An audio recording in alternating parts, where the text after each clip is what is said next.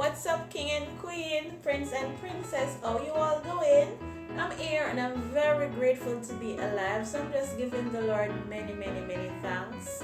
And also for you and all of us enduring this difficult task. We want to talk about how a kiss can kill a baby. Yes, we know that cuddling is very important for a baby, from parents and from family members and all of that, but we have to be very careful when cuddling a newborn baby. The moment we see a little baby wrapped up all cozy and cuddly, we are instantly overwhelmed and filled with affection. We cannot help but kiss and snuggle with the newborn baby. We are all familiar with the feelings, and I've been doing so since ages. Although we do it purely out of love, it has been found that we might be intentionally harming the baby by doing so. It has been found that kissing a baby on the lips or closer on the mouth can result in the spread of certain conditions. Some harmless and some definitely dangerous for a newborn. The baby can die. It is rare, but it happens. However, it's not just even kissing the baby on the lips or near could pose a problem. Kissing the baby on his hands or other parts of the body, which will then come in contact with his mouth or her mouth, is equally troublesome. Let us view some points why they would come to this conclusion. Okay, firstly, king and queen, we're going to look at cold sores, also known as fever, blister, or oral herpes. Your baby can be affected with this condition when kissed by an adult who has a cold sore. It is caused by the herpes simplex virus type and start off as a small blister around the lips or mouth. You understand what I'm saying? However, it can spread to other parts of the face as well, such as the nose, cheeks, the chin. It stays for life. While some children may never have a cold sore ever again, others might suffer multiple outbreaks of the same in the future. Therefore, kissing the baby should be completely avoided if the person doing so has a cold sore. So be very observant, parents, guardians, and look out for persons around who might want to smuggle. They will do it out of love, but at the end of the day, it is very harmless. My baby has been kissed and cuddled by many around, so I'm grateful that everything went well. Okay, number 2 reason why we are not to kiss newborn babies on the lip is the risk of respiratory illness due to exposure to RSV. What is RSV? RSV is respiratory syncytial virus. Okay? It leads to a condition where a baby's lungs get infected, making breathing difficult for the baby. Besides, it's highly contagious, making it quite difficult to prevent young children from getting infected. If the infected child or adult approaches and kisses your baby, the virus will pass on to the baby. In babies, the air tubes for breathing here are tiny and very thin. So inflammation caused by infection can prove dangerous.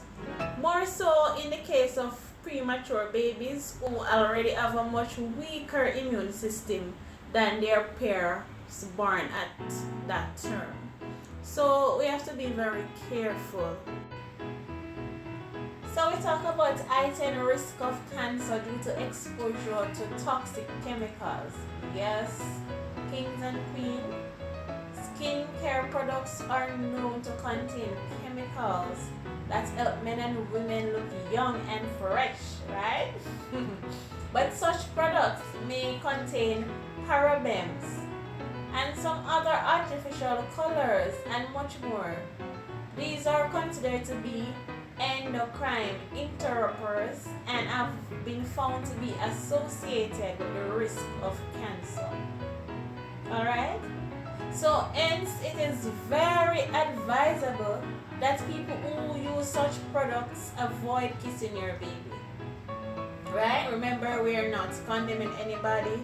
We are not stereotyping anyone. We are just simply saying, this way you can safeguard your baby from getting exposed to cosmetic containing such toxic chemicals.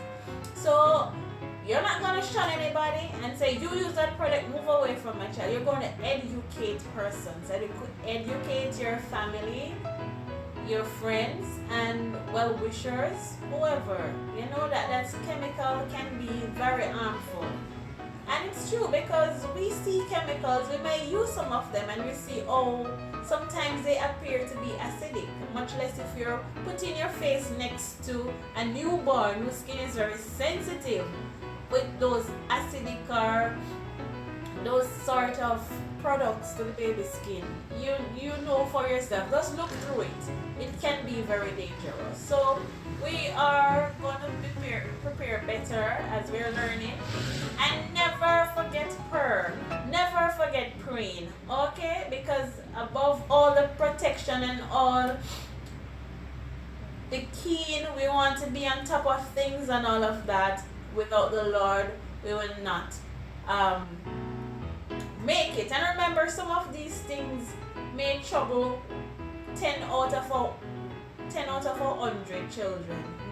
It's very rare, but that doesn't mean that when babies are suffering through illnesses, this might not be one of the cause, right? So we have to be truly very careful. Newborn are very sensitive. We're not going to be too proud or worship the newborn. Some people can really be like that.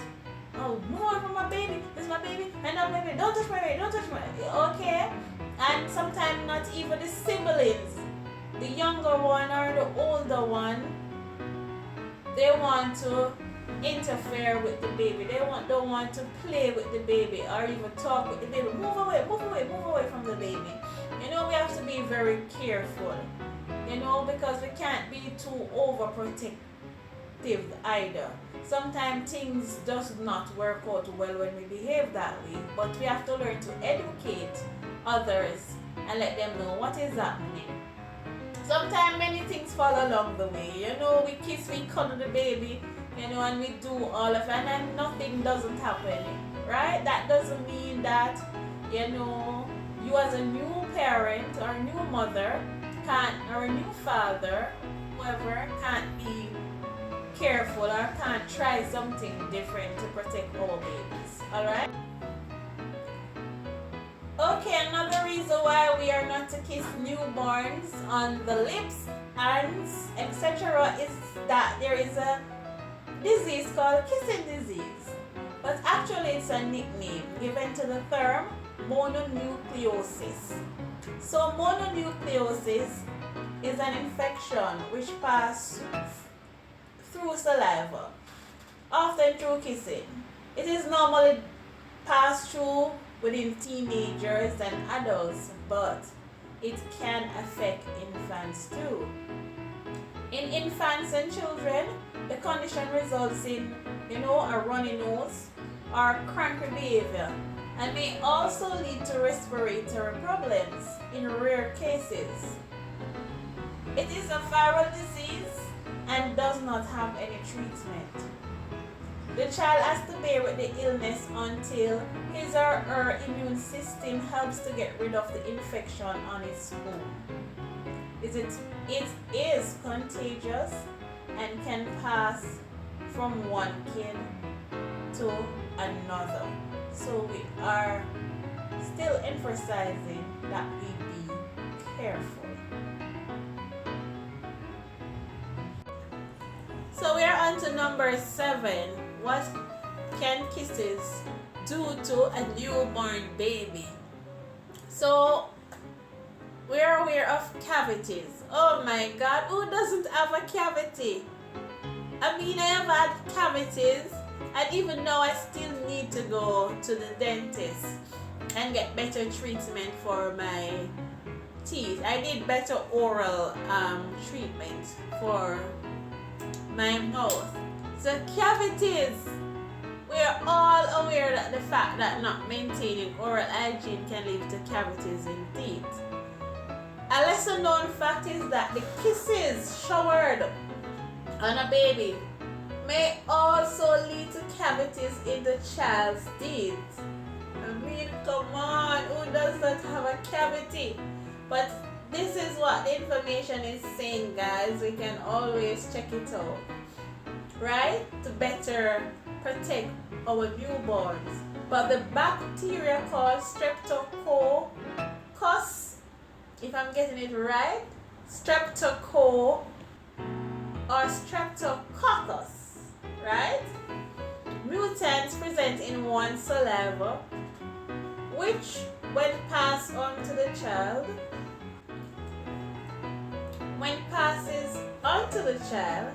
can lead to cavities in his tiny teeth. Someone may unintentionally pass on the germ to your child through a kiss or while sharing food with the baby. To be on the safer side, you or anyone feeding the baby should ensure that you don't spray saliva while blowing on the food to make it cool enough for him to eat. This is so serious. This is so serious. Even when you're blowing on the food, whichever food that the baby can get at that time or whatever stage, we have to be careful we don't blow saliva on it. I mean, but who doesn't have a cavity? But then again, we are to be careful. The least